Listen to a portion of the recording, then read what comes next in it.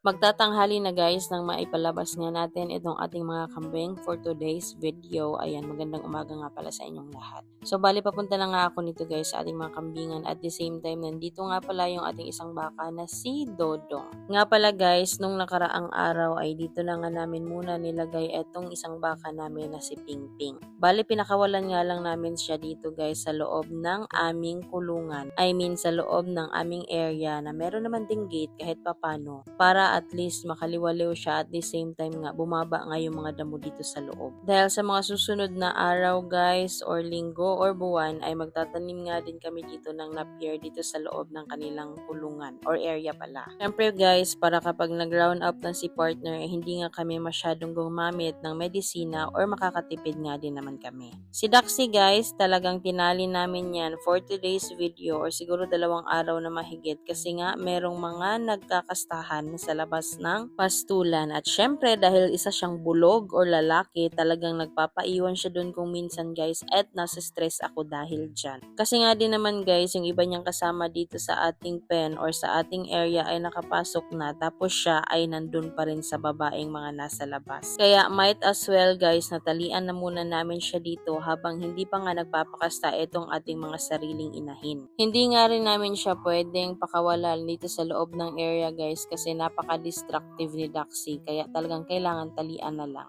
So bali ayan guys, kung makikita nyo hindi ko muna inopen yung gate kasi nga lalabas sila maging si Pingping kasi nga si Pingping ay nakawala or hindi namin tinalian. At pasensya na nga pala guys kasi alam kong naririnig nyo rin sa background ay yung tumitilaok natin na manok. Napakahirap nga namang mag voice over guys lalo na kung merong mga manok pero ganun talaga kasi nga eto yung ating buhay. Buhay may mga alagang hayop.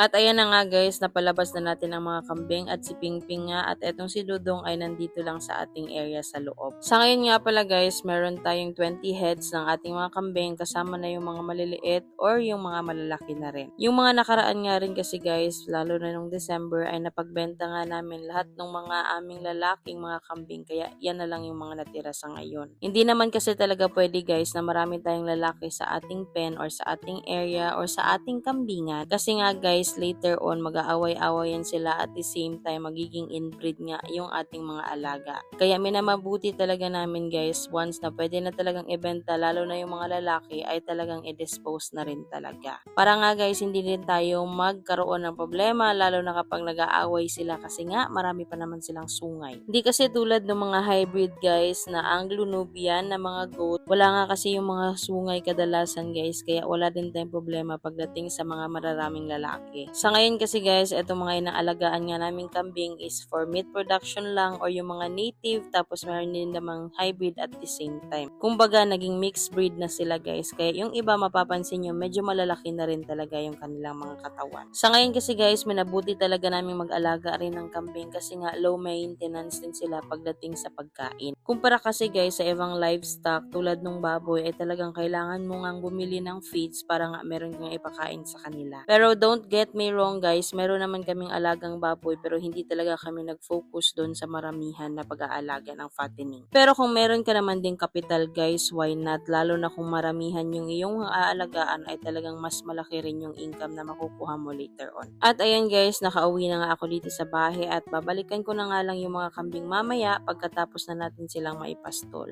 Yun lang guys, don't forget to comment, follow, like, share, and subscribe. Bye!